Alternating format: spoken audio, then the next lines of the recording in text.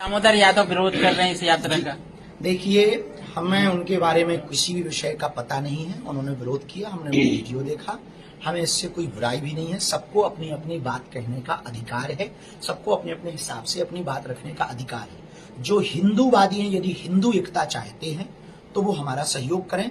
यदि हिंदू एकता नहीं चाहते हैं तो आप हमारा सहयोग ना भी करें तो कोई दिक्कत नहीं, हम उनको जवाब नहीं देंगे।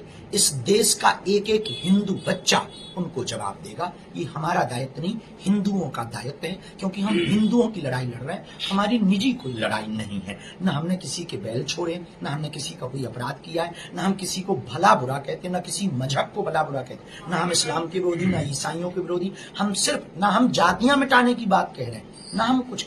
यदि उनको लगता है कि हम गलत हैं तो शायद वो कह रहे होंगे कि हम गलत हैं, लेकिन उसमें हम ये कहेंगे कि उनको जवाब हम नहीं देंगे।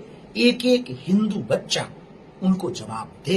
यदि हम गलत हैं तो हमारा विरोध करें, और यदि वो गलत हैं तो उनका विरोध। बाकी हम उनको यही कहेंगे, भैया आप हमारी विचारधारा को समझ लोगे तो शायद आप। हमारी लड़ाई है अधिकार की, हमारी लड़ाई है हिंदुओं के एकता की। हम ये चाहते हैं कि जब 1947 में 1947 में देश आजाद हुआ है, इस बात पर आजाद हुआ कि एक विशेष मजहब के लोगों ने एक जमीन मांगी और उनको वो दी गई, लेकिन अर्ध रूप से बंटवारा हुआ, पूर्ण बंटवारा नहीं हुआ।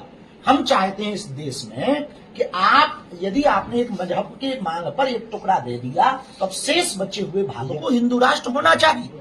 और यहाँ पर बहुतायत मात्रा में 80 करोड़ हिंदू रहते हैं, लेकिन विदेशी ताकतों ने क्या किया कि हिंदुओं को जातियों में विभाजन करके उनके ब्रेन को वॉश कर दिया। तो हमको ये लगता है कि विदेशी ताकतों की बड़ी साजिश है, इसलिए वो ऐसा कर रहे हैं। लेकिन हमारी उनसे कोई बुराई नहीं। हम ये कहेंगे, भैया आपको लगता है तो आप आए, हम आपका